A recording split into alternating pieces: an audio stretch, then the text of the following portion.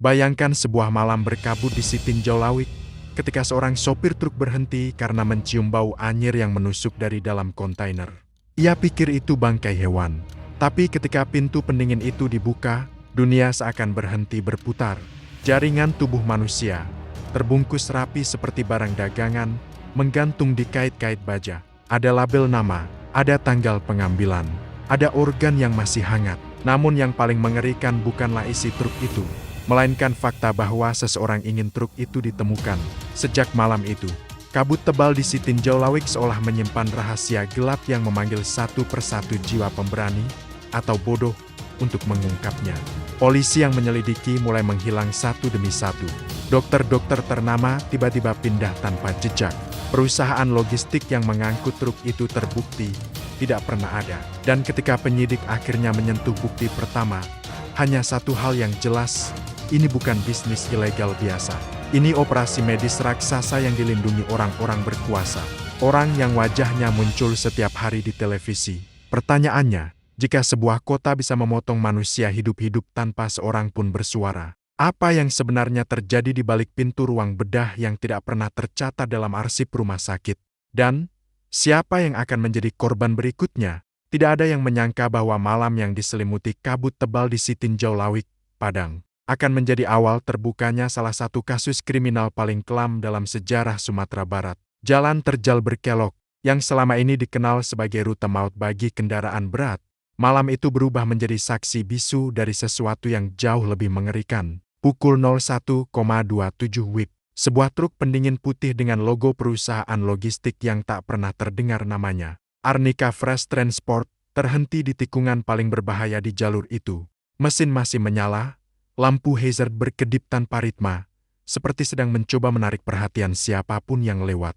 Sopirnya sudah tidak berada di dalam kabin. Dalam catatan polisi, seharusnya itu hanyalah laporan biasa, truk mogok, mungkin rem panas atau mesin terbakar. Tapi malam itu ada sesuatu yang membuat dua pemuda lokal yang pertama melihat truk itu langsung merinding tanpa sebab. Ada bau. Bau macam daging busuk, tapi kayak beda, kata salah seorang saksi. Suaranya bergetar saat diwawancarai esok harinya. Awalnya mereka mengira itu bangkai hewan. Namun ketika mereka berjalan mendekat, aroma itu berubah menjadi lebih tajam. Seperti bau campuran darah dan bahan kimia medis yang memuakan. Yang membuat mereka tambah panik adalah tetesan cairan hitam kemerahan yang mengalir dari bawah pintu kontainer truk, bercampur air hujan yang menetes dari atap. Tetesan itu bergerak perlahan, seperti aliran darah yang sudah mengental. Pemuda itu mundur beberapa langkah. Aku rasa, itu bukan darah ayam, gumamnya. Tak berani menyentuh apapun, mereka langsung menghubungi polisi. Ketika petugas kepolisian datang sekitar 20 menit kemudian, kabut semakin pekat, menutupi separuh badan truk. Dengan senter, mereka melihat noda merah gelap di aspal. Salah satu petugas mencoba membuka pintu kontainer belakang, tetapi gagang pintu terasa basah dengan sesuatu yang lengket. Saya ingat jelas, kata petugas itu kemudian. Bau dari dalam kontainer itu seperti ruangan operasi yang gagal dibersihkan selama berminggu-minggu. Ketika kunci pengaman berhasil dibuka, mereka menarik pegangan pintu itu bersamaan, dan pintu kontainer terbuka perlahan, seperti sedang melawan keinginan untuk mengungkap isi di dalamnya. Dan di balik pintu itu, tampil pemandangan yang membuat seorang petugas hampir muntah di tempat. Rak-rak stainless steel tersusun rapi, masing-masing berisi wadah transparan yang berisi potongan jaringan manusia. Tidak ada tubuh utuh, hanya organ dan serpihan daging yang dilabeli UNITA. Liver unit C, Corneal Tissue Batch 7, renal pak. Beberapa wadah retak dan cairannya menetes ke lantai kontainer. Tetapi yang paling membuat para petugas terpaku adalah sebuah kantong besar di sudut bawah. Kantong itu bergerak pelan, seperti ada sesuatu di dalamnya. Dengan jantung berdegup keras, salah satu petugas mendekat dan menyenterinya. Kantong itu ternyata sudah sobek sedikit. Dari celah sobekan itu, tampak ujung jari manusia, seperti baru saja ditempatkan di sana. Ini bukan penyelundupan biasa, kata Kapolsek. Ini operasi medis ilegal tingkat tinggi. Namun ada satu hal yang membuat misteri semakin besar, sang sopir hilang tak berbekas. Tidak ada jejak kaki menurun ke jurang. Tidak ada bekas orang melarikan diri ke hutan. Tidak ada sidik jari baru di kabin, seolah ia lenyap begitu saja, meninggalkan truk berisi horor yang tak terbayangkan. Dan malam itu, si tinjau lawik menjadi awal dari sebuah kebenaran yang jauh lebih gelap dari kabut yang menyelimutinya. Pagi hari setelah penemuan mengerikan itu, penyelidikan dimulai dari hal yang paling sederhana, mencari siapa sopir truk tersebut. Namun ternyata, itu adalah tugas yang hampir mustahil. Pertama, polisi menemukan SIM yang tertinggal di jok sopir. Nama, Ridwan Saputra. Alamat, Solok Selatan. Saat tim polisi mendatangi alamat tersebut, fakta mengejutkan terungkap. Puluhan tetangga mengatakan Ridwan Saputra meninggal 4 tahun lalu akibat kecelakaan tambang. Bagaimana mungkin orang yang sudah meninggal memiliki SIM baru dengan tanggal terbit setahun lalu? Seseorang menggunakan identitas almarhum, kata penyidik dengan nada datar. Tetapi matanya menunjukkan kekhawatiran mendalam. Tim forensik digital memeriksa kamera CCTV di restoran pinggir jalan terakhir tempat truk itu tampak berhenti. Di rekaman itu, terlihat seorang pria berkacamata hitam, memakai masker, dan topi. Ia duduk sendirian, makan dengan terburu-buru.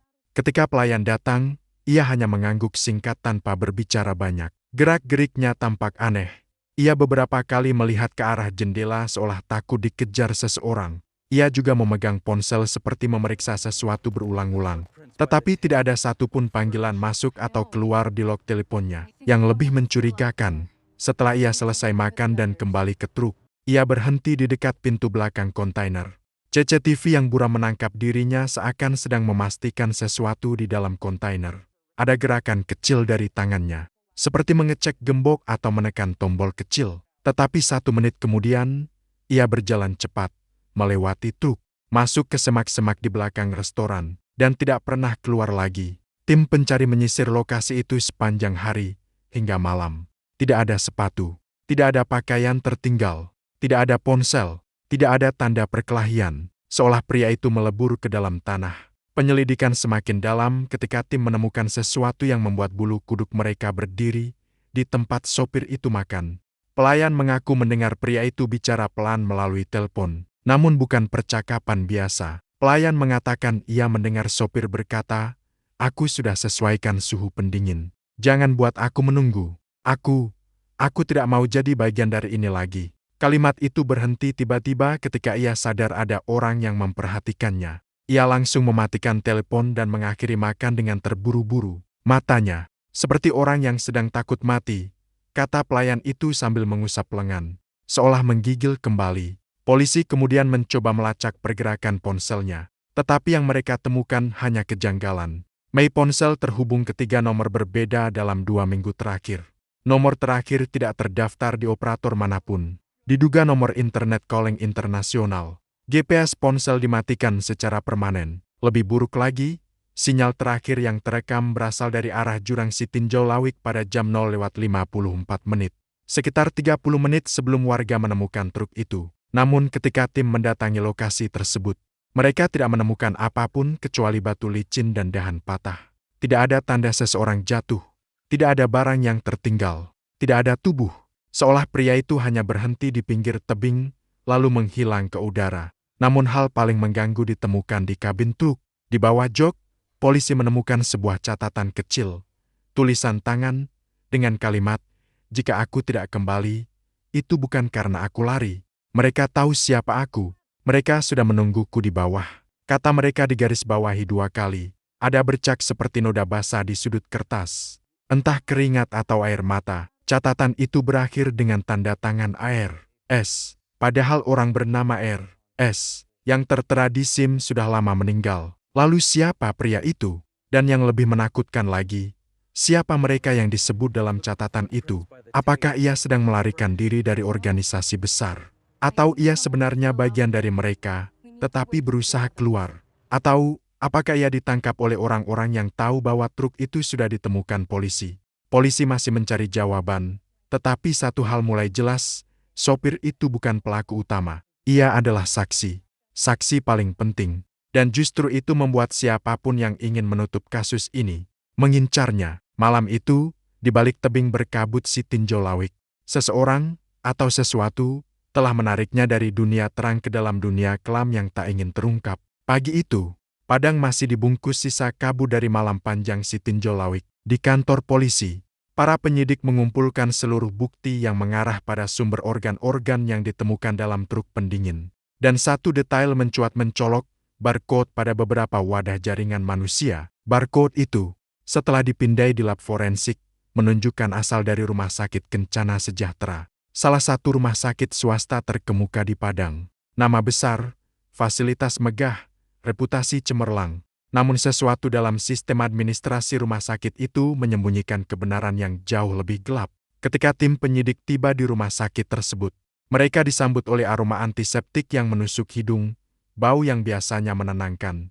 Kini terasa seperti ironi mengerikan setelah melihat organ manusia berserakan dalam truk. Direktur rumah sakit, Dr. Adrian Malik, pria berwibawa dengan jas putih rapi dan senyum profesional, datang menyambut mereka. Namun tatapan matanya tidak pernah benar-benar tenang. Ia tampak seperti seseorang yang sudah mendengar kabar buruk sebelum polisi sempat mengucapkan apapun. Silakan masuk, Pak, tapi saya tegaskan dulu. Rumah sakit kami tidak pernah mengirim organ apapun tanpa prosedur resmi, katanya. Nada suaranya terdengar lebih seperti pembelaan, bukan penyambutan. Polisi menanyakan tentang barcode pada kontainer pendingin. Barcode itu mencocokkan inventory lab unit penyimpanan jaringan biologi rumah sakit itu. Dr. Adrian menatap layar tablet penyidik, keningnya berkerut dalam-dalam. Ini tidak mungkin. Sistem kami tidak pernah mencatat pengiriman seperti ini. Tetapi ketika tim polisi meminta akses ke sistem logistik internal rumah sakit, mereka menemukan sesuatu yang tidak masuk akal. Data pengiriman untuk tanggal 3 hari terakhir dihapus. Tidak ada log keluar, tidak ada data pergudangan. Tidak ada rekaman CCTV ruang pendingin. Seperti ada seseorang yang masuk dan merapikan jejak dengan presisi seorang ahli. Tim forensik digital memeriksa server rumah sakit.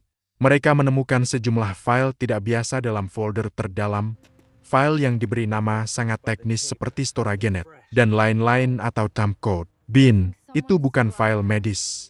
Itu file penyembunyi jejak yang digunakan dalam sistem manipulasi data tingkat tinggi. Seseorang menghapus data dengan profesionalitas yang tidak biasa untuk rumah sakit, kata salah satu ahli digital forensik.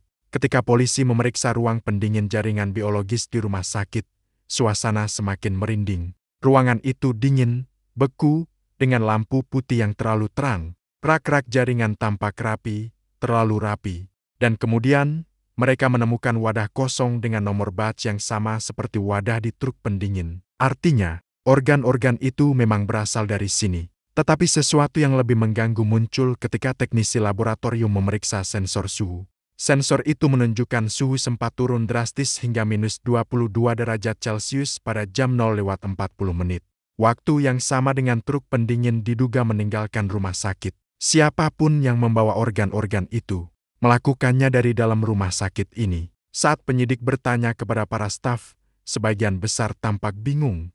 Perawat bagian lab menangis ketika ditanyai. Kami tidak pernah tahu, kami cuma mengikuti sop, katanya sambil memegangi lengan kirinya yang bergetar. Namun ada satu nama yang muncul berulang kali ketika polisi menanyakan siapa yang berwenang mengakses gudang jaringan biologis. Dr. Fajar Satrio, kepala unit forensik klinik. Namun ketika polisi meminta bertemu dengannya, staf rumah sakit mengatakan, Dr. Fajar sudah cuti sejak kemarin malam. Polisi bertanya kemana ia pergi. Mereka menjawab tidak tahu. Komentar itu membuat seluruh ruangan terasa membeku.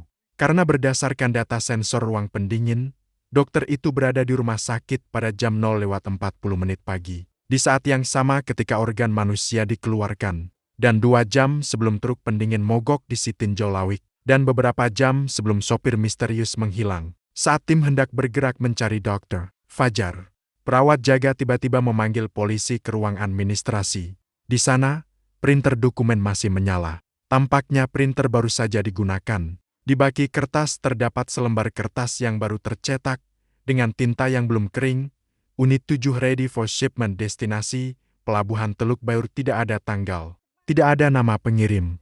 Tidak ada nama penerima. Hanya satu tanda kecil di bawah, tanda tangan Dr. F.S. Rasa dingin merayap ke seluruh tubuh para penyidik, karena petugas bagian administrasi bersumpah bahwa ia tidak pernah menekan tombol print apapun pagi itu. Seolah seseorang baru saja berada di ruangan itu, baru saja mencetak dokumen itu, baru saja meninggalkan tempat tersebut beberapa menit sebelum polisi masuk, dan mungkin Mereka masih berada di dalam gedung, mengawasi, menunggu. Polisi kini memperluas penyelidikan. Fokus diarahkan pada truk pendingin yang ditemukan di Sitinjau Lawik. Truk itu menggunakan identitas perusahaan logistik bernama Arnica Fresh Transport. Nama itu terdengar profesional, modern, dan relatif meyakinkan. Tetapi ketika polisi mengecek alamat kantor yang tercetak pada dokumen, mereka hanya menemukan gudang tua kosong yang sudah tidak digunakan selama bertahun-tahun. Tidak ada kantor, tidak ada karyawan, tidak ada catatan perusahaan. Yang ada hanya bau debu, papan kayu lapuk, dan rantai besi yang berkarat. Tim penyidik mulai mengendus sesuatu yang jauh lebih sistematis. Ketika mereka mengecek nomor NPWP perusahaan, hasilnya lebih mengerikan. NPWP itu terdaftar atas nama seorang pria yang meninggal 7 tahun lalu. Identitasnya sama seperti pola sopir truk yang menggunakan identitas orang mati. Ini bukan kebetulan, kata komandan investigasi. Seseorang membangun perusahaan fiktif berdasarkan identitas warga mati, agar tidak ada yang bisa menelusuri mereka. Namun kejanggalan tidak berhenti di sana. Dokumen manifest barang dari truk itu memuat barcode pengiriman ke luar negeri dengan rute AU Padang, Jakarta, Singapura, Taiwan. Rute yang sangat umum digunakan shipping organ networks di pasar gelap internasional. Namun dokumen itu memiliki satu hal yang menggelitik penyidik, ada stempel resmi Bea Cukai. Tapi nomor petugas yang tercantum tidak terdaftar dalam database Bea Cukai manapun. Seolah ada seseorang di posisi tinggi yang memberikan akses tanpa identitas. Ketika tim memeriksa jejak digital perusahaan fiktif itu, mereka menemukan sebuah situs web sederhana dengan desain buruk. Hanya satu halaman, dengan gambar truk dan slogan palsu fast, fresh, reliable. Tetapi hal mencurigakan muncul saat penyidik menyapu metadata server.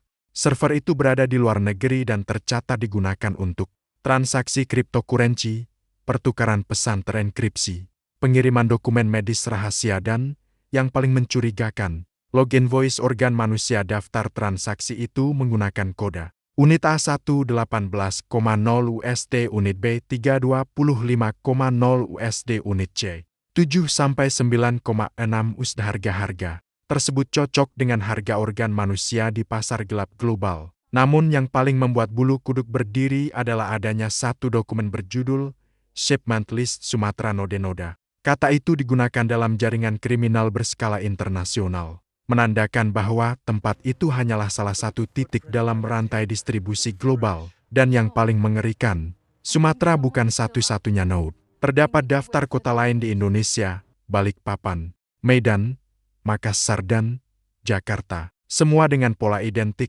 perusahaan logistik yang tidak ada, pengiriman malam hari, penggunaan identitas orang mati, dan barcode dari rumah sakit swasta. Ketika polisi menghubungi pihak Bea Cukai mengenai stempel palsu, mereka mendapat informasi yang membuat suasana menjadi tegang. Stempel itu bukan palsu, kata pejabat Bea Cukai, suaranya gemetar. Itu stempel asli, tapi kode petugasnya, itu kode yang hanya dimiliki satu orang. Satu orang itu adalah Kepala Bidang Logistik Internasional Bea Cukai Padang. Seorang pejabat tinggi yang memiliki akses membuka atau menutup jalur pengiriman luar negeri tanpa pemeriksaan. Namun ketika polisi datang ke kantornya, ruangannya gelap, mejanya kosong, komputernya menghilang, loker arsip dibuka paksa dan dokumen penting hilang, teleponnya tidak aktif, mobil dinasnya tidak ditemukan. Pejabat itu menghilang di pagi yang sama saat polisi menemukan dokumen perusahaan logistik fiktif, seolah ia sudah tahu mereka akan datang. Penyelidikan semakin panas ketika tim menelusuri CCTV Pelabuhan Teluk Bayur. Mereka menemukan truk pendingin yang identik dengan milik Arnica Fresh Transport, keluar dari pelabuhan 2 minggu sebelumnya. Namun kali ini bukan satu truk, ada 4 truk, semua tanpa sopir yang terlihat jelas. Semua dengan nomor plat yang sama, semua menuju arah yang sama, rumah sakit besar di Padang. Dan satu hal terakhir membuat seluruh tim penyidik berdiri kaku. Pada salah satu frame CCTV, terlihat seorang pria mengenakan jas dokter, berdiri di balik pagar pelabuhan, memperhatikan truk-truk itu masuk. Wajahnya blur, tapi badge ID-nya terlihat jelas, Dr. Fajar Satrio, Kepala Unit Forensik Klinik Rumah Sakit Kencana Sejahtera. Pada titik itu, penyidik menyadari hal yang mengerikan. Rumah sakit, perusahaan logistik, dan pejabat Bea Cukai, semua terhubung, bukan sistem kecil. bukan operasi amatir. Ini adalah jaringan perdagangan organ manusia yang terorganisir, beroperasi di balik layar institusi resmi, menggunakan fasilitas negara, dan dilindungi oleh orang-orang yang seharusnya menjaga nyawa manusia. Dan yang paling menakutkan, jejak itu tidak berakhir. Jejak itu baru saja dimulai. Di laboratorium forensik Polda Sumatera Barat, suasana tegang sudah terasa bahkan sebelum pemeriksaan dimulai. Ruangan berpendingin, bau alkohol steril, dan lampu neon putih yang menusuk mata menciptakan atmosfer yang membuat siapapun merasa tidak nyaman. Namun ketidaknyamanan itu jauh kecil dibandingkan dengan apa yang akan ditemukan tim forensik hari itu. Di atas meja stainless steel, berderet wadah organ dan potongan jaringan manusia yang diambil dari truk pendingin sitinjau Lawik. Label pada setiap wadah bertuliskan kode steril, unit C7, batch 12C, renal pack ketiga. Namun setelah pemeriksaan awal, satu kesimpulan langsung muncul, organ-organ ini bukan berasal dari proses medis legal. Lihat pola irisan ini, kata Dr. Yuda, pakar forensik yang sudah bekerja 22 tahun dalam dunia bedah postmortem. Ia mengangkat salah satu organ, sebuah hati manusia, dengan penjepit logam. Irisan pada bagian inferior tampak bersih dan presisi. Tebasan ini bukan dari kriminal amatir. Ini irisan dari pisau bedah kelas medis, ukuran 10 atau ke-15. Hanya bisa dilakukan oleh dokter bedah terlatih. Tapi ada sesuatu yang lebih janggal dari itu. Ia memeriksa residu pada tepi organ. Ada serbuk putih halus, seperti bubuk. Ini, Dr. Yuda menyipitkan mata, antikoagulan. Biasanya digunakan dalam operasi transplantasi. Untuk mempertahankan kualitas jaringan, wajah para penyidik berubah pucat. Jika antikoagulan digunakan, itu berarti organ-organ ini dipersiapkan untuk transplantasi, bukan untuk penelitian, bukan hasil mutilasi sembarangan. Ini operasi medis. Dan yang lebih mengerikan, tingkat kesegaran organ menunjukkan waktu pengambilan kurang dari 8 jam sebelum ditemukan. Artinya, seseorang baru saja melakukan operasi gelap, dan organ itu belum sempat dikirimkan. Tim forensik lalu memeriksa wadah berisi ginjal. Ketika mereka membukanya, aroma dingin dan kimia menyengat keluar.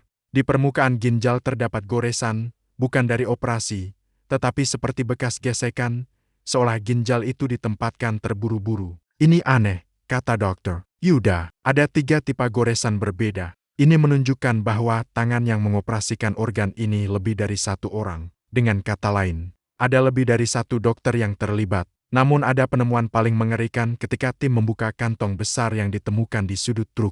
Kantong itu berisi kumpulan kecil jaringan, potongan dari berbagai bagian tubuh manusia, sebagian kulit, sebagian tulang rawan, bahkan beberapa ruas jari yang sudah membiru. Tetapi yang benar-benar membuat bulu kuduk berdiri adalah satu potongan yang ditemukan terbungkus plastik transparan, corneal tissue, jaringan kornea mata. Di plastik itu terdapat stiker kecil, donor Aika, S. W. Usia 24 status, living donor salah satu penyidik tertegun. Living donor, ini berarti kornea ini diambil saat donor masih hidup, katanya dengan suara parau. Ruangan terasa membeku. Tidak ada lagi keraguan, ini bukan jaringan sisa medis. Ini perdagangan organ manusia, dilakukan oleh dokter profesional, dikelola dengan sistematis, dan dipersiapkan untuk pasar gelap internasional. Namun kejutan terbesar datang ketika tim memeriksa DNA beberapa potongan jaringan. Mereka menemukan 5 sampel berbeda. Lalu sampel ke-6 diperiksa, dan data yang keluar membuat komputer berbunyi peringatan. Nama, unknown. Entry Restricted System Forensik Nasional memblokir akses saat mencoba mencocokkan data itu. Apa maksudnya restricted? Tanya penyidik. Dr. Yuda menarik napas panjang. Data itu disimpan hanya untuk orang-orang tertentu, biasanya karena terkait kasus sensitif. Seperti apa? Dr. Yuda terdiam sejenak. Seperti data milik aparat negara, atau seseorang yang sedang berada dalam program perlindungan, atau informan, ruangan sunyi. Jika salah satu jaringan tubuh dalam truk adalah milik informan negara, berarti jaringan ini telah menembus sistem keamanan nasional, dan ada seseorang di balik itu yang tidak takut membunuh orang. Penting demi mempertahankan bisnis gelap bernilai miliaran. Namun penyelidikan makin mengerikan ketika Dr. Yuda menemukan serpihan serat kain pada salah satu jaringan. Serat itu bukan kain medis steril. Setelah diperiksa, Serat itu cocok dengan kain jok mobil. Kamu tahu berarti apa ini? Tanya dokter. Yuda, penyidik diam. Ini berarti beberapa organ ini mungkin tidak diambil di ruang operasi. Ada kemungkinan organ ini diambil di dalam mobil. Semua orang merasa mual. Karena itu berarti korban dibunuh. Atau bahkan masih hidup di dalam kendaraan khusus. Kemudian organ mereka diambil secara brutal namun profesional. Dan mengingat jalur logistik fiktif yang sudah ditemukan, kemungkinan besar kendaraan itu adalah truk medis bergerak, truk yang bisa muncul kapan saja, di mana saja, mengambil korban tanpa jejak, dan menghilang seperti sopir misterius di Sitinjau Lawik. Penemuan itu membuat para penyidik sadar, jaringan ini lebih kejam dan canggih dari dugaan, dan orang-orang yang menjalankannya bukan hanya dokter biasa. Mereka adalah ahli, profesi medis tingkat tinggi, yang seharusnya menyelamatkan nyawa, justru menjualnya. 3 hari setelah penemuan truk pendingin, kasus itu mulai menjadi berita nasional. Media menduga adanya sindikat internasional. Pemerintah meminta penjelasan, dan masyarakat mulai panik. Namun polisi masih kekurangan satu hal, saksi yang melihat langsung proses pengambilan organ itu. Hingga suatu malam, seseorang menghubungi hotline penyidik. Suara di telepon terdengar parau, bergetar, seperti seseorang yang sudah berhari-hari tidak tidur. Jangan sebut nama saya, katanya cepat. Saya tidak aman. Mereka mencari saya. Penyidik mencoba menenangkan, tetapi pria itu berbicara terburu-buru, seolah waktu yang ia punya hanya beberapa detik. Aku sopir truk itu. Tapi bukan aku yang mengemudikan yang di Sitinjau Lawik. Penyidik langsung tegang. Untuk pertama kalinya, sopir misterius itu memberikan suara. Kalau kau sopirnya, mengapa kau kabur malam itu? Tanya penyidik. Hening sebentar, lalu suara itu terdengar patah. Karena truk itu tidak seharusnya mogok. Mereka bilang, kalau aku mengikuti rute, aku akan diselamatkan. Diselamatkan dari siapa? Pria itu menahan napas panjang. Dari mereka, dari orang-orang rumah sakit, dari pejabat itu, suara telepon bergetar. Ada bunyi gesekan, seperti seseorang melihat ke belakang, memastikan tidak diikuti. Aku cuma disuruh mengantar truk itu ke parkiran rumah sakit. Mereka bilang itu hanya sampel medis. Tapi setelah aku lihat isi kontainer, aku tahu aku sudah masuk terlalu jauh. Penyidik bertanya dengan pelan, apa yang kau lihat? Sopir di ujung telepon menarik napas, kemudian berbisik, hampir tidak terdengar. Aku melihat mereka mengambil organ dari orang yang masih bergerak. Penyidik hampir tidak percaya. Masih bergerak. Aku dengar suara lirih, suara seperti orang yang lemas, napasnya berat, tapi mereka tetap memotong tubuh itu, seperti memotong daging hewan. Ada suara terseduh lirih dari pria itu. Aku lari. Aku tinggalkan ponsel. Aku tinggalkan semuanya. Tapi mereka tahu aku lihat. Mereka pasti mencariku sekarang. Ketika penyidik mencoba mengajukan pertanyaan lebih jauh, tiba-tiba suara di seberang telepon berubah panik. Syah, tunggu. Terdengar langkah kaki. Suara pintu kayu berderit. Kemudian telepon jatuh. Hei, kau di mana? Apa yang terjadi? Penyidik berteriak. Ada suara benturan. Lalu suara langkah banyak orang. Seseorang berbicara dengan suara rendah namun penuh ancaman. Dia di sini. Lalu sambungan terputus. Penyidik terdiam. Seluruh tim terkejut. Malam itu, polisi menelusuri sinyal panggilan terakhir. Lokasi berasal dari sebuah rumah kontrakan kumuh di pinggiran padang. Ketika tim datang, pintu rumah terbuka sedikit. Berayun pelan, seperti baru saja didorong. Di dalam, lampu masih menyala. Ada piring makanan setengah dimakan di atas meja. Ada jaket sopir yang tergantung. Ada rokok yang masih menyala di asbak. Namun sopir itu tidak ada. Yang ada hanya 2 benda yang ditinggalkan di lantai. Seolah sengaja, ponsel lama dengan layar retak yang masih merekam audio singkat suara benturan dari telepon sebelumnya. Kartu ID Rumah Sakit Kencana Sejahtera atas nama Dr. Fajar Satrio. Namun itu bukan kartu ID asli. Kartu itu sudah rusak, seperti ditarik paksa dari leher seseorang. Ada bercak darah kering di sudutnya. Semua bergidik. Apakah dokter itu terlibat? Atau apakah kartu itu sengaja ditinggalkan sebagai peringatan? Atau pesan? Atau ancaman? Ketika tim forensik memeriksa siaran ulang audio dari ponsel, mereka menemukan suara halus di latar belakang, hanya terdengar jika volume dinaikkan puluhan kali. Suara itu, bunyi alat medis, suara mesin pendingin portable, dan suara seseorang berkata, unit berikutnya siap. Jangan biarkan dia bicara. Dan setelah itu, suara seperti seseorang diseret. Dalam hitungan jam, polisi menyadari sopir itu bukan hanya saksi. Ia adalah target utama. Dan lebih buruk lagi, ia mungkin masih hidup. Atau mungkin sudah berada di meja operasi yang baru. Dan sindikat itu kini tahu bahwa polisi hampir membongkar mereka. Yang berarti satu hal, perburuan baru saja dimulai. Dan jaringan gelap ini tidak akan diam menunggu dibongkar. Mereka akan menyerang lebih dulu. Hujan deras malam itu membuat kota Padang seperti tenggelam dalam kabut pekat. Lampu jalan memantul di genangan air, menciptakan bayangan samar yang bergerak seperti makhluk hidup di permukaan aspal. Di tengah gelap dan ketidakpastian itu, penyidik menemukan bukti baru, rekaman CCTV misterius. Rekaman itu bukan berasal dari kamera publik, melainkan dari kamera body cam yang terpasang di dalam sebuah mobil ambulans. Seseorang, entah siapa, mengirimkan rekaman itu lewat email anonim ke kantor penyidik. Rekaman berdurasi 38 detik, dan dalam 38 detik itu, terungkap sesuatu yang mengubah arah penyelidikan. Layar menampilkan bagian dalam ambulans yang sempit. Lampu UV menyala redup, menciptakan warna kebiruan menyeramkan. Bukan seperti ambulans biasa. Di dalamnya terdapat meja operasi kecil, rak alat bedah steril, dan mesin pendingin portable seperti yang terdengar dari rekaman ponsel sopir. Di tengah ruangan, tampak seseorang terbaring. Tubuhnya bergerak lemah, seperti mencoba melawan rasa sakit yang tidak tertanggungkan. Kedua tangannya terikat. Seseorang yang memakai masker bedah mendekat. Kamera menangkap rahang tegas dan mata yang tidak berkedip. Di dadanya tergantung ID Dr. Fajar Satrio, orang yang kartunya ditemukan di rumah sopir. Namun bukan itu bagian yang membuat jantung penyidik berhenti berdetak. Pada detik ke-27, kamera menyorot wajah pasien. Itu adalah sopir truk, masih hidup, masih sadar. Namun mulutnya dilakban, tubuhnya ditahan kuat-kuat oleh dua asisten yang memakai pakaian bedah. Matanya terbuka lebar, penuh ketakutan yang tidak bisa diungkapkan kata-kata. Dokter, Fajar mengucapkan satu kalimat. Terdengar jelas meski rekaman berisik, sayang sekali kamu melihat sesuatu yang tidak seharusnya. Tapi tenang, kami akan membuatmu berguna. Setelah itu ia mengambil pisau bedah, dan layar mendadak gelap.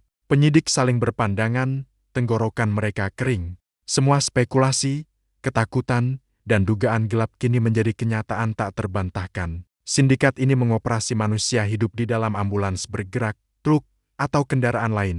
Sistemnya rapi, profesional, tanpa jejak, dan kini mereka tahu bahwa polisi sedang mengejar. Namun rekaman itu memiliki satu petunjuk tersembunyi. Di sudut ruangan terlihat nomor seri kecil pada mesin pendingin, kode pabrik dari Bandung. Dengan menelusuri distribusi mesinnya, mereka menemukan pola, setiap unit dikirim ke satu klien korporasi, perusahaan medis Harapan Bumi, dan perusahaan itu berada tepat di balik rumah sakit Kencana Sejahtera, rumah sakit tempat beberapa dokter hilang, dan tempat kartu ID Dr. Fajar berasal. Jaringan ini bukan hanya sekelompok kriminal, ini adalah organisasi medis besar, tertata, legal di permukaan, namun mengerikan di bawahnya, dan mereka baru saja memberi tanda bahwa mereka tidak takut, memperlihatkan apa yang mereka lakukan. Hujan belum juga reda, saat tim penyidik bergerak menuju kompleks perusahaan medis Harapan Bumi. Gedung itu berdiri megah seperti markas korporasi modern, namun dari kejauhan terasa ada sesuatu yang salah. Lampu-lampunya terlalu redup, pintu lobi tidak dijaga, dan suasana di sekelilingnya terlalu sunyi untuk sebuah gedung operasional. Ketika tim masuk ke lobi, aroma antiseptik langsung menusuk hidung. Lantai mengilap, meja resepsionis kosong, komputer masih menyala, seolah orang-orang sebelumnya meninggalkan tempat itu terburu-buru. Kapten Arwana mengangkat tangan memberi sinyal untuk menyebar. Dua penyidik menuju lift, dua lainnya mengarah ke lorong kanan. Namun baru beberapa langkah, mereka menemukan sesuatu yang membuat semua terhenti. Di tengah lobi, tepat di bawah tangga kaca, tergeletak berangkar rumah sakit. Di atasnya terdapat selimut putih.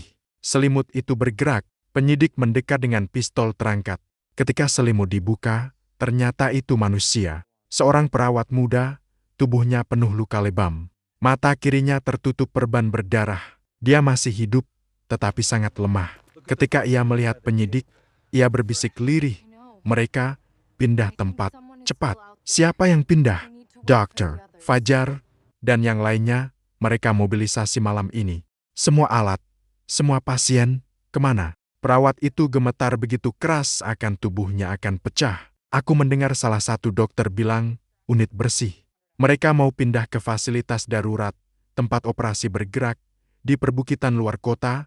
Sebelum ia melanjutkan, suara keras menggema dari lantai 2. BRK, seseorang atau sesuatu baru saja menjatuh kontrol medis. Tim penyidik langsung bergegas naik. Lorong lantai 2 gelap, hanya diterangi lampu darurat berwarna merah. Terdapat bekas roda alat bedah yang diseret, bercak darah kecil yang menyapu ke arah pintu belakang gedung. Ketika mereka membuka pintu itu, hujan menyambut dengan angin dingin. Di luar, area parkir yang luas terlihat kosong, kecuali satu hal, jejak ban besar, baru, mengarah ke kebun belakang. Kapten Arwana mengenali jejak itu. Itu jejak ambulans besar, jenis yang digunakan dalam rekaman CCTV. Mereka baru saja pergi, katanya tegang. Kita hanya tertinggal beberapa menit. Tim berlari menyusuri jejak ban yang memotong tanah becek. Jejak itu mengarah ke jalan kecil di pinggir hutan. Ketika mereka tiba di ujung jalan, mereka melihat lampu jauh, lampu putih kuat dari kendaraan besar yang melaju cepat ke arah perbukitan. Ambulans itu, teriak salah satu penyidik. Namun sebelum mereka sempat mendekat, sesuatu terjadi. Ambulans itu berhenti sejenak, pintu belakang terbuka, dan dari dalam, seseorang didorong keluar, jatuh menghantam tanah basah. Ambulans kemudian melaju kencang masuk ke hutan. Lampunya lenyap dalam kabut dan hujan. Penyidik bergegas ke tubuh yang tergeletak. Ketika dibalik, wajah itu bengkak, bibir pecah, penuh luka sayatan. Namun mereka mengenalinya. Itu sopir yang hilang, masih hidup, dengan napas terputus-putus. Mereka berpindah ke fasilitas bayangan, katanya dengan suara serak. Mereka akan mulai operasi besar, banyak korban. Kalian harus cepat. Di mana fasilitas itu? Sopir itu menggigiti bibirnya, menahan sakit yang luar biasa. Di balik bukit, dekat bendungan lama, ada terowongan bekas militer. Mereka ubah jadi ruang operasi. Matanya melemah. Suaranya makin kecil. Dokter, mereka bukan manusia. Setelah itu, ia pingsan. Kapten Arwana menatap ke arah gelap tempat ambulans itu menghilang. Tidak ada lagi waktu. Tidak ada lagi ruang untuk kesalahan. Mereka sekarang mengejar rumah jagal medis terbesar yang pernah ada. Dan di dalam terowongan bekas militer itu, entah berapa banyak nyawa yang sedang menunggu giliran. Perburuan telah dimulai. Dan malam itu, dalam hujan, kabut, dan gelap pekat, polisi akhirnya sadar yang sedang mereka kejar bukan hanya sindikat. Mereka mengejar monster. Hujan mereda perlahan ketika tim penyidik memasuki kawasan bendungan tua yang telah lama ditutup untuk umum. Tidak ada suara, hanya gemuruh air dari kejauhan, seperti erangan bumi yang menyimpan rahasia kelam. Dulu, terowongan bawah bendungan ini dipakai militer sebagai bunker dan jalur evakuasi. Kini, menurut kesaksian sang sopir yang sekarat, tempat itu telah berubah menjadi ruang operasi bawah tanah bagi jaringan perdagangan organ terbesar di Sumatera. Ketika senter-senter dinyalakan, kabut tipis yang keluar dari celah terowongan tampak seperti napas makhluk hidup. Bau logam bercampur lembab segera menyengat hidung. Kapten Arwana berdiri di depan mulut terowongan, menatap gelap pekat di dalamnya. Semua tetap rapat. Jangan ada yang bergerak sendiri, katanya pelan.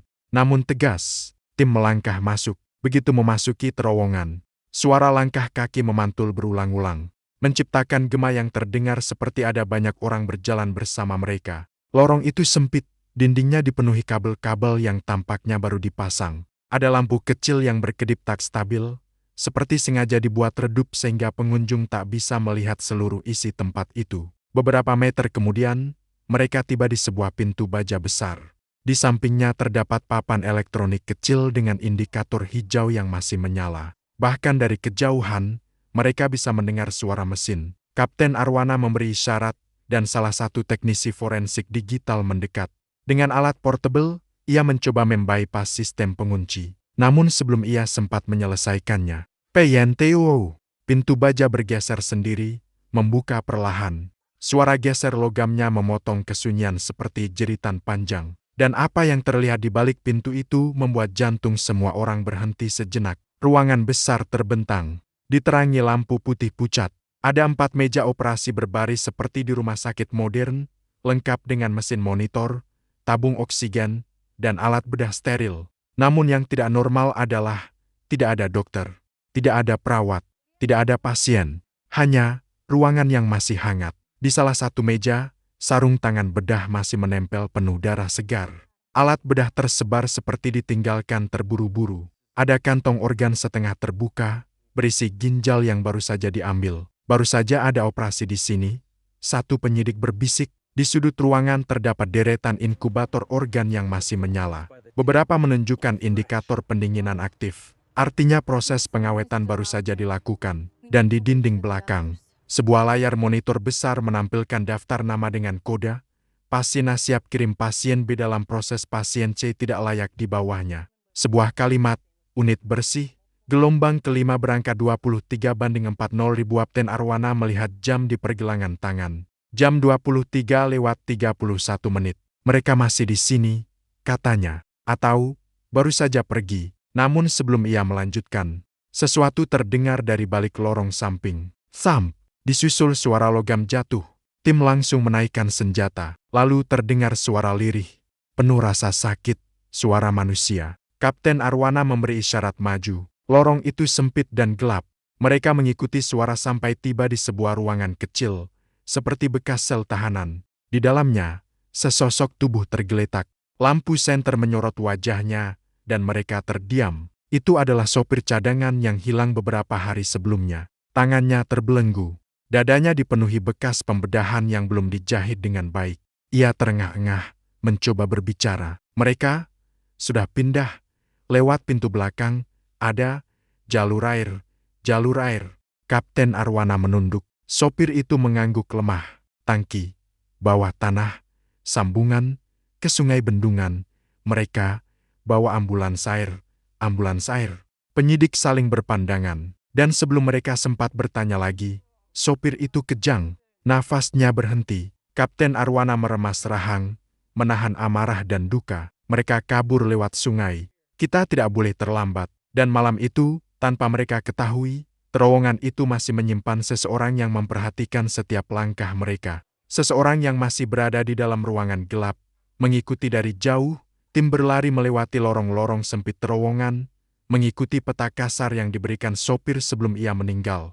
Deru mesin dan gema langkah mereka saling bertabrakan, menciptakan kegelisahan yang menyesakkan dada. Lorong itu berakhir di sebuah ruangan besar yang terbuka seperti gua raksasa. Di tengahnya mengalir sungai bawah tanah yang disebut warga setempat sebagai Sungai Mati. Karena tidak ada aliran keluar selain pintu bendungan tua. Airnya hitam, sunyi, dan dingin seperti kematian. Namun yang membuat mereka tercengang adalah apa yang mengapung di permukaan sungai itu. Sebuah kapal medis kecil, dicat putih, dengan lampu operasi di dalamnya. Ambulans air. Lampunya menyala, mesin masih panas. Tetapi tidak ada satupun orang di dalamnya. Baru saja ditinggal, ujar Arwana. Di lantai kapal terdapat beberapa tubuh terbaring. Ketika mereka mendekat, penyidik menahan napas. Itu bukan korban. Itu dokter-dokter yang sebelumnya bekerja untuk jaringan itu, tergeletak mati dengan sayatan tertentu di sisi leher. Saling bunuh, atau mereka dihabisi oleh pemimpinnya, gumam salah satu penyidik. Namun sebelum mereka sempat memeriksa lebih dalam, Arwana melihat sesuatu di kejauhan, cahaya kecil di dinding gua. Bergerak, seperti bayangan seseorang membawa senter. Kejar, perintah Arwana. Mereka berlari menyusuri pinggir sungai, mendekati sumber cahaya itu. Lorong semakin sempit, air sungai mengalir deras, memercik ke dinding seperti sedang memberi peringatan. Ketika mereka hampir mendekat, sosok itu menoleh. Wajahnya terekam senter, Dr. Fajar. Mata itu dingin, tenang, tidak ada ketakutan. Ia tersenyum. Kalian datang terlalu cepat. Tapi tidak cukup cepat. Arwana menodongkan senjata. Berhenti. Namun Fajar tak bergerak. Sebaliknya, ia melangkah mundur perlahan. Aku sudah kosongkan fasilitas ini. Semua data diambil. Semua saksi dihilangkan. Dan kalian tidak akan pernah menemukan yang paling penting. Siapa? Tanya Arwana. Fajar tersenyum lebih lebar. Pemilik jaringan ini. Sebelum mereka mendekat, Fajar menekan sebuah tombol kecil di tangannya. GEDOWRR. Ledakan besar mengguncang seluruh terowongan. Dinding gua bergetar. Batu-batu mulai runtuh. Air sungai melonjak seperti hendak menelan semuanya. Fajar berbalik dan berlari memasuki celah kecil di dinding belakang. celah yang langsung tertutup runtuhan batu. Kapten Arwana menjerit, "Keluar!" Sekarang, tim berlari kembali ke ruangan besar. Air naik cepat, menelan lantai demi lantai. Lampu kapal medis pecah satu persatu. Sungai mati berubah menjadi amukan gelap yang menelan apapun. Hanya beberapa detik sebelum seluruh terowongan terendam, tim berhasil mencapai tangga darurat dan keluar melalui pintu baja di permukaan. Ketika mereka menoleh, terowongan itu ambruk seluruhnya. Sungai mati menelan bukti dan rahasia besar. Ke dalam perut bumi, Kapten Arwana memandang gelapnya malam sambil terengah. "Fajar lolos," katanya lirih. Tapi sebenarnya, yang membuat bulu kuduk mereka meremang bukanlah fakta itu, melainkan pertanyaan yang sekarang menghantui setiap penyidik. Jika Fajar hanyalah operator, siapa pemimpin sebenarnya? Dan dari dalam hutan gelap, suara mesin samar terdengar. Seolah sesuatu, masih bergerak, masih mengawasi. Langit padang pagi itu tampak redup, seperti ikut berkabung atas terowongan yang runtuh semalam. Tim penyidik yang selamat masih terpaku di pos darurat dekat bendungan. Pakaian mereka lembab, wajah penuh lumpur, namun mata mereka penuh amarah. Semua bukti, semua organ, semua rekaman operasi, lenyap di telan sungai mati. Namun korban yang selamat dari fasilitas itu tetap menjadi prioritas. Perempuan dan laki-laki yang ditemukan di kapal medis kini dirawat di rumah sakit terdekat dalam kondisi kritis. Beberapa kehilangan ginjal, ada yang kehilangan kornea, ada pula yang tak bisa berbicara karena pita suara mereka rusak akibat pemasangan selang paksa. Yang paling membuat mereka terpukul adalah satu hal, tidak ada satu pun dari mereka mengenal Dr. Fajar. "Itu aneh," kata penyidik Raffi, menatap data pasien dengan dahi berkerut. "Kalau dia dokter yang mengoperasi mereka, harusnya mereka tahu wajahnya." Arwana menggeleng pelan. "Tidak kalau pasien selalu dibius, dan tidak kalau ruang operasi dibuat seperti jalur produksi." Namun kejanggalan itu hanyalah awal. Ketika tim digital forensik mencoba menelusuri identitas Fajar, mereka menemukan sesuatu yang jauh lebih gelap. Dr. Fajar Satrio tidak pernah terdaftar sebagai dokter di Indonesia, tidak pernah mengikuti pendidikan kedokteran, tidak pernah muncul dalam database pemerintah. Namun ia memiliki ID rumah sakit resmi, memiliki akses ke ruang operasi, memiliki izin praktik. Ini berarti, Raffi menelan ludah, seseorang yang sangat berkuasa membuat identitas untuknya. Arwana menatap layar komputer, wajahnya semakin tegang. Dan seseorang itu punya kendali penuh untuk menghapus jejak siapapun. Sore hari, sebuah pesan rahasia masuk ke ponsel Arwana dari pengirim tak dikenal. Pesan itu hanya berisi satu kalimat, "Kalian tidak akan menemukan apapun di atas tanah." Pesan yang sama masuk ke ponsel Raffi, dan ke ponsel salah satu teknisi laboratorium. Seseorang sedang mengawasi mereka, mengetahui identitas mereka, mengetahui langkah mereka, dan memperingatkan bahwa mereka berada di jalur yang sangat berbahaya. Malam harinya, tim memutuskan menggeledah kantor pusat perusahaan medis Harapan Bumi lagi. Tempat perawat muda itu ditemukan. Saat mereka tiba, suasananya berbeda dari sebelumnya. Gedung itu sudah dipenuhi petugas keamanan swasta berseragam hitam, membawa senjata dan menghalangi akses masuk. "Perintah siapa kalian menjaga tempat ini?" tanya Arwana. Salah satu pria di depan menjawab singkat, "Perintah pemilik perusahaan. Gedung ini dalam audit internal. Tidak ada pihak luar yang boleh masuk." Arwana mengangkat ID polisi. "Kami bagian dari penyelidikan, tidak ada pengecualian." Pria itu melangkah maju, menatap tajam. "Jika kalian tidak pergi, kami anggap mengganggu operasional perusahaan." Penyidik saling berpandangan. Perusahaan ini bukan sekadar melindungi aset, mereka sedang membersihkan sesuatu, dan mereka berani menghadang polisi. Hanya satu alasan yang masuk akal. Pemiliknya lebih kuat dari aparat penegak hukum, lebih berkuasa dari siapapun yang pernah mereka hadapi. Saat tim mulai mundur, Arwana menyadari sesuatu. Di lantai atas gedung, cahaya sebuah ruangan menyala. Seseorang berdiri di balik jendela kaca, seseorang berjas, seseorang sedang memperhatikan mereka. Tanpa bergerak, ketika Arwana mencoba menangkap wajahnya, lampu ruangan padam, sosok itu lenyap, dan malam itu, Kapten Arwana akhirnya sadar, mereka tidak lagi mengejar kriminal biasa. Mereka mengejar orang yang bisa menekan tombol dan menghilangkan siapa saja dari dunia ini. Tanpa jejak, satu-satunya saksi hidup yang bisa berbicara, perawat muda yang ditemukan di lobi, akhirnya cukup stabil untuk diwawancarai.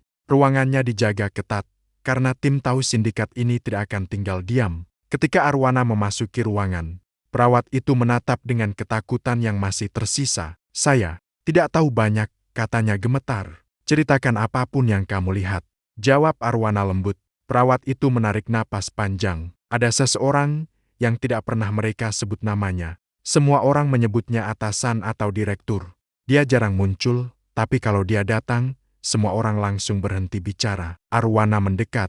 "Bagaimana penampilannya?" "Dia selalu pakai masker hitam, jas abu-abu, tidak pernah terlihat cemas, tidak pernah marah, tapi semua dokter takut padanya, termasuk Dr. Fajar." Perawat mengangguk cepat. Fajar mungkin ahli dalam operasi, tapi direktur itu bukan sekadar bos. Dia seperti pemilik tempat itu. Semua keputusan datang dari dia. "Pernah lihat wajahnya?" Perawat itu terdiam lama, lalu dengan suara kecil, ia berkata, "Satu kali." Tanpa sengaja, Arwana menahan napas. Ada pasien yang ingin kabur. Direktur datang. Ia buka maskernya sebentar untuk bicara dengan dokter. "Saya tidak sengaja melihatnya dari balik kaca." Arwana mencondongkan tubuh. "Siapa dia?" Perawat menggigit bibirnya keras-keras, seolah takut bahkan menyebut nama itu. "Dia bukan dokter, bukan ilmuwan, tapi semua orang hormat padanya, bahkan pejabat." Suara perawat itu bergetar seperti daun. Dia anggota DPR." Arwana terbelalak. "Nama lengkapnya?" "Saya tidak tahu, tapi saya pernah dengar salah satu dokter memanggilnya." Perawat menutup wajah, seolah takut dinding pun mendengar. "Tuan Gatra." Ruangan hening. Arwana menunduk, otaknya berpacu. Nama itu bukan nama kecil, bukan orang sembarangan. Nama itu melekat pada salah satu politikus paling berpengaruh di Sumatera Barat.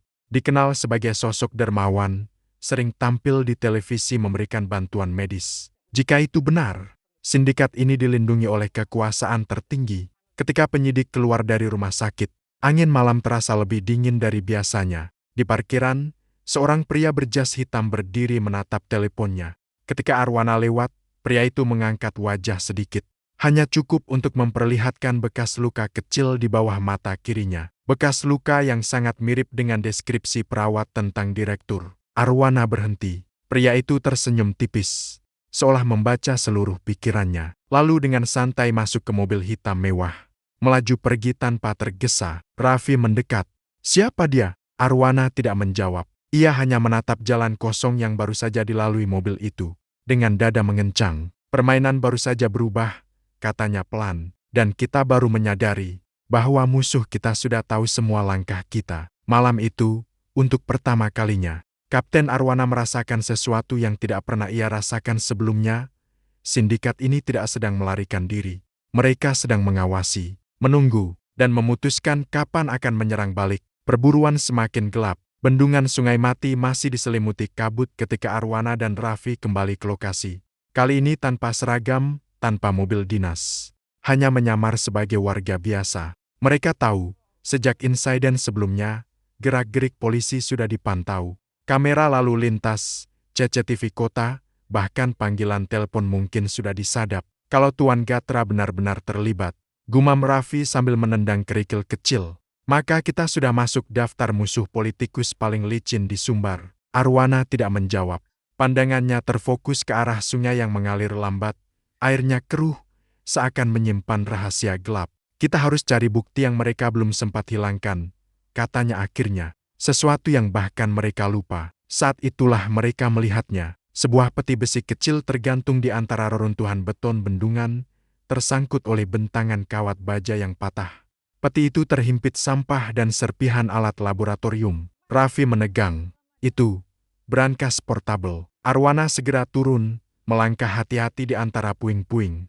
Peti itu berat, terkunci rapat, kemungkinan besar menyimpan dokumen atau rekaman medis. Namun ketika ia menarik peti itu, sesuatu bergerak di dalam air. Gelembung-gelembung besar pecah di permukaan, diikuti aroma anyir yang sangat kuat, seperti darah dan formalin bercampur. "Arwana, cepat naik!"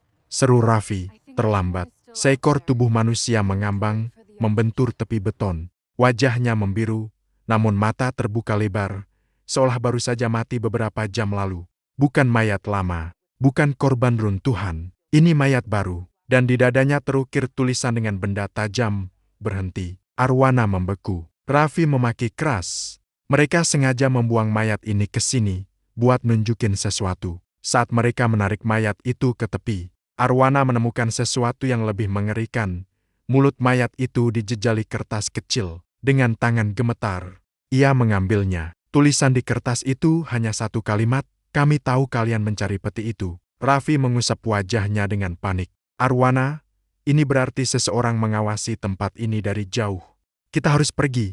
Arwana mengangguk, mulai berlari menaiki tangga beton menuju jalan utama. Tapi ketika mereka tiba di atas, sebuah mobil hitam berhenti tepat di depan mereka. Jendela belakang diturunkan perlahan, memperlihatkan seseorang duduk di dalam.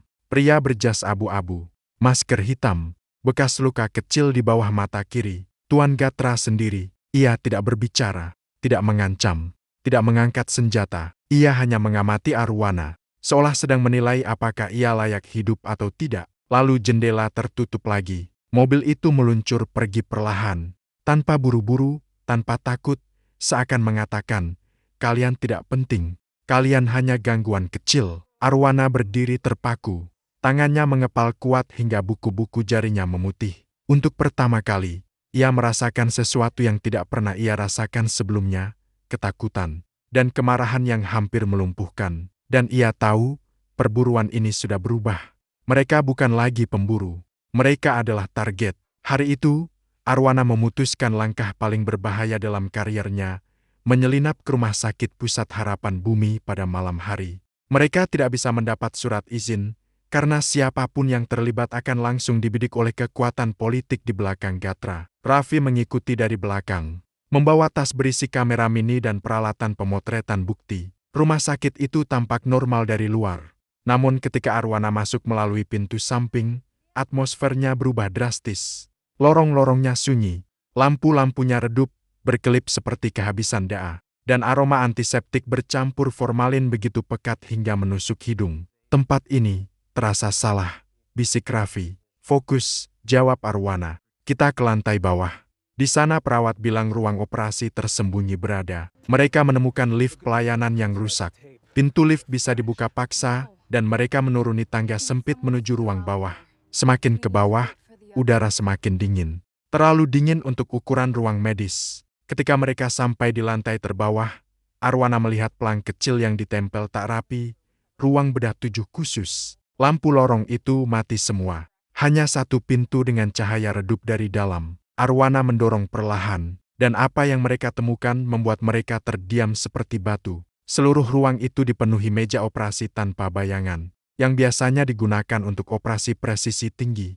Namun meja-meja itu tidak bersih. Ada bercak darah yang masih segar. Ada selang infus yang masih menetes. Ada monitor yang menampilkan rekaman operasi terakhir yang dilakukan. Namun yang membuat Raffi muntah adalah benda di pojok ruangan, rak berisi toples-toples organ manusia, ginjal, kornea, jantung kecil, bahkan bagian tulang rawan, dengan label nama pasien dan tanggal pengambilan. Tanggal teratas adalah 3 hari lalu. "Operasi mereka masih berjalan," bisik Arwana, hampir tak bernapas. Di tengah ruangan terdapat meja operasi utama. Di atasnya, entah hidup atau mati, terbaring seorang laki-laki muda, tubuh terbuka, organ dalamnya terlihat jelas.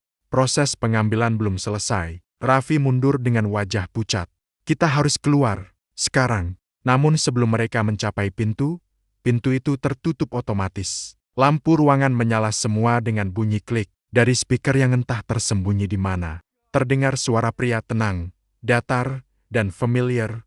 "Kapten Arwana, Saudara Raffi, selamat datang di tempat yang kalian cari." Arwana membeku. "Itu suaranya." "Gatra," sambung Arwana. Suara itu tertawa pelan, tawa dingin tanpa emosi. "Kalian terlalu berani masuk ke ruang yang bahkan polisi berpangkat tinggi pun tidak berani sentuh."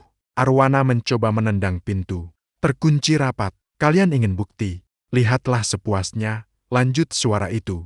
"Karena setelah hari ini, tidak ada seorang pun yang akan mendengar cerita kalian." Lampu di atas meja operasi menyala lebih terang. Mesin di samping meja mulai hidup. Monitor jantung, alat bedah elektrik, oksigen. "Jangan bilang." Raffi mulai mundur. Suara Gatra terdengar sangat jelas. seolah ia berdiri tepat di belakang mereka, siapapun yang masuk tanpa izin, menjadi bahan penelitian. Arwana menatap sekeliling, ke meja operasi terbuka, ke instrumen tajam, ke pintu yang tertutup. Semua terasa seperti jebakan yang sudah direncanakan sejak awal. Lalu sebuah suara lain terdengar di lorong luar. Suara langkah kaki, berat, teratur. Seseorang mendekat. Arwana. Raffi berbisik panik, kita tidak bisa bertarung di sini. Arwana menatap meja operasi, lalu menatap pintu, lalu menatap rak organ di sekelilingnya, mencoba mencari apapun yang bisa menjadi senjata. Langkah-langkah itu berhenti tepat di depan pintu, dan perlahan, pintu itu terbuka. Di ambang pintu berdiri seseorang dengan jas operasi, dan masker, dan tangan penuh darah segar. Dr. Fajar. Namun matanya kosong, seakan ia bukan lagi manusia biasa, melainkan alat. Fajar melangkah masuk sambil membawa pisau bedah, dan suara Gatra terdengar lagi dari speaker, mulai prosedur. 2 subjek baru akan memudahkan target pengiriman minggu ini. Arwana menarik napas panjang. Raffi, katanya pelan, kalau kita mati di sini, setidaknya pastikan mereka mati bersama kita. Raffi mengangguk dengan tangan gemetar, dan ruang bedah tanpa bayangan berubah menjadi medan perang, paling sunyi yang pernah mereka hadapi. Dalam setiap tragedi yang mengguncang dunia, manusia sering bertanya, apa yang tersisa setelah kegelapan mencabut semua kepastian? Dalam kasus penuh darah, ketakutan, dan kebusukan moral seperti jaringan perdagangan organ di Padang ini, jawabannya tidak pernah sederhana. Ada sesuatu yang lebih mengerikan dari tubuh-tubuh terpotong di ruang bedah gelap. Sesuatu yang lebih menakutkan dari bayangan politikus korup atau dokter berhati beku. Yang paling menakutkan adalah betapa mudahnya manusia menyerahkan kemanusiaannya, membiarkan dirinya berubah menjadi mesin tanpa nurani, hanya demi uang, jabatan, atau rasa aman yang rapuh. Ketika dunia menjadi ladang gelap tempat organ manusia diperdagangkan seperti barang pasar malam, itu bukan sekadar kejahatan. Itu adalah pengkhianatan terhadap esensi kehidupan itu sendiri. Namun di dalam kengerian itu ada pesan moral yang menggigit, menusuk tulang, membuat napas sesak seolah dunia runtuh di atas dada. Kemanusiaan bukanlah sesuatu yang besar, suci, atau jauh dari jangkauan. Kemanusiaan adalah keputusan-keputusan kecil yang kita buat setiap hari. Putusan dokter yang memilih menolong atau mengkhianati. Keputusan sopir truk yang menolak diam meski hidupnya terancam. Keputusan seorang penyelidik untuk tetap bergerak ketika kekuasaan mencoba mematahkan semangatnya. Di tempat-tempat seperti Sitinjau Lawik, di tikungan-tikungan sepi yang diselimuti kabut. Keputusan kecil itu menjadi garis tipis antara peradaban dan kehancuran. Moral terbesar yang harus diingat adalah ini, kejahatan terbesar tidak pernah dilakukan oleh iblis berbentuk monster. Kejahatan terbesar dilakukan oleh manusia biasa yang lupa bahwa mereka memiliki hati. Itu yang membuatnya menakutkan. Seorang dokter tidak bangun suatu hari dan tiba-tiba ingin menjual ginjal seorang anak. Itu dimulai dari satu kompromi kecil, menerima uang tambahan untuk memalsukan satu dokumen, menutup satu mata saat prosedur ilegal berlangsung. Lalu kompromi itu tumbuh. Seperti jamur di ruang lembab, ia menyebar tanpa suara sampai seluruh integritas terinfeksi. Dan ketika mereka menyadari bahwa mereka telah menjadi bagian dari sistem pembantaian modern, rasa takut dan keserakahan telah mengunci mereka terlalu dalam untuk kembali. Namun pesan moralnya bukan hanya tentang bahaya terperosok dalam kejahatan. Pesan moralnya juga tentang kekuatan keberanian. Meski kecil, meski rapuh. Sopir truk yang melapor. Kapten Arwana yang menolak tunduk. Raffi yang terus berjalan meski ketakutan melilit tenggorokan. Mereka menunjukkan bahwa keberanian tidak berarti tidak takut. Keberanian adalah apa yang tersisa ketika ketakutan tidak lagi bisa diabaikan. Dan dalam dunia penuh kegelapan itu, keberanian menjadi cahaya kecil yang bahkan kejahatan terbesar pun tidak bisa padamkan. Tetapi ada pesan lain, yang lebih gelap, lebih pelan, namun jauh lebih dalam menusuk, bahwa korupsi institusional adalah monster paling mengerikan yang pernah diciptakan manusia. Monster yang tidak memiliki wajah tunggal. Monster yang memakai jas dokter, seragam birokrat, stapler pegawai negeri, atau tanda tangan politikus. Monster yang tidak berjalan di lorong gelap, tetapi duduk terang-terangan di kursi rapat. Kengerian sejati bukan terjadi ketika organ manusia disimpan dalam toples. Kengerian sejati muncul ketika manusia di dalam institusi yang seharusnya melindungi malah memilih menutup mata, menghapus catatan, merusak barang bukti, dan membiarkan kematian terjadi demi menjaga kekuasaan. Moral besar dari tragedi ini adalah bahwa kejahatan bukanlah sesuatu yang hanya dilakukan oleh segelintir orang jahat. Kejahatan berkembang karena banyak orang baik memilih diam. Diam karena takut. Diam karena merasa tidak berdaya. Diam karena merasa itu bukan urusanku. Namun diam adalah persetujuan dalam bentuk paling sunyi. Dan persetujuan itu, sedikit demi sedikit, membangun kerajaan kegelapan yang akhirnya menelan semua orang. Tetapi meski cerita ini kelam, ada juga percikan harapan. Harapan yang tidak datang dalam bentuk kemenangan besar atau akhir bahagia. Harapan yang muncul dari kesadaran bahwa kebenaran hanya bisa bergerak jika seseorang berani membayar harganya. Arwana membayar dengan keselamatannya, Raffi dengan ketenangannya, sopir truk dengan hidupnya. Namun dari pengorbanan itu, dunia mendapat pelajaran menakutkan namun penting, bahwa keadilan seringkali tidak datang dari gedung resmi, melainkan dari manusia biasa yang menolak membiarkan kejahatan merasa nyaman, bahwa kemanusiaan adalah garis batas yang hanya bisa dipertahankan oleh mereka yang mau berdiri di hadapan kegelapan meski tangan mereka gemetar, dan bahwa tak peduli betapa kuat jaringan gelap itu, betapa dalam perlindungan politiknya, betapa rumit operasinya, kebenaran memiliki cara aneh untuk menemukan jalannya keluar. Meski tersandung, berdarah, dan hampir mati, kebenaran selalu menyelinap, merembes seperti air, menggerogoti kebohongan sedikit demi sedikit. Pesan moral terakhir, yang paling penting dan paling mencekam, selama manusia masih bisa merasa takut kehilangan kemanusiaannya, dunia ini masih bisa diselamatkan. Namun jika manusia berhenti merasa takut, jika kegelapan menjadi hal biasa, jika darah dianggap sekadar angka, jika tubuh manusia dianggap komoditas, maka dunia tidak lagi membutuhkan monster dari legenda, karena manusialah monsternya. Dan itulah ketakutan terbesar dari semua.